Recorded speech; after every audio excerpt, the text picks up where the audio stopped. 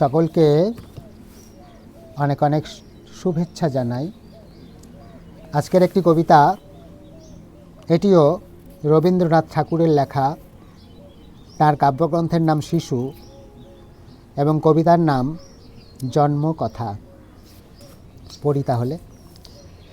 খোকা মাকে সুধায় ডেকে, এলেম আমি কোথা থেকে? কোনখানে তুই কুড়িয়ে পেলি আমারে?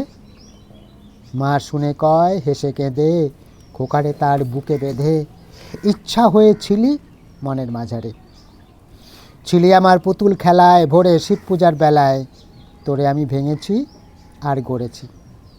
তুই আমার ঠাকুরের সনে ছিলি পূজার সিংহাসনে, তারই পূজায় তোমার পূজা করেছি। আমার চিরকালের আশায়, আমার সকল ভালোবাসায়, আমার মায়ের দিদিমায়ের পরাণে। পুরানো এই মোদের ঘরে গৃহদেবীর কোলের পরে কতকাল যে লুকিয়েছিলি কে জানে। যৌবনেতে যখন হিয়া উঠেছিল প্রস্ফুটিয়া, তুই ছিলি সৌরভের মতো মিলায়ে। আমার তরুণ অঙ্গে অঙ্গে জড়িয়েছিলি সঙ্গে সঙ্গে, তোর লাবণ্য কোমলতা বিলায়ে। সব দেবতার আদরের ধন, নিত্যকালের তুই পুরাতন। তুই প্রভাতের আলোর সমবয়সী, তুই জগতের স্বপ্ন হতে এসেছিস আনন্দ স্রোতে, নূতন হয়ে আমার বুকে বিলসী।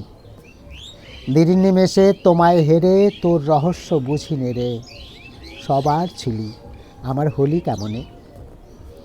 ওই দেহে এই দেহ চুমি মায়ের খোকা হয়ে তুমি মধুর হেসে দেখা দিলে ভুবনে। হারাই হারাই ভয়ে গো তাই বুকে চেপে রাখতে যে চাই, কেঁদে মরি একটু সরে দাঁড়ালে। জানি নে কোন মায়ের ফেদে বিশ্বের ধন রাখবো বেঁধে, আমার এ ক্ষীণ বাহু দুটির আড়ালে। এখানে শেষ হলো কবিতা বলা। সকলকে আরেকবার অশেষ ধন্যবাদ জানাই।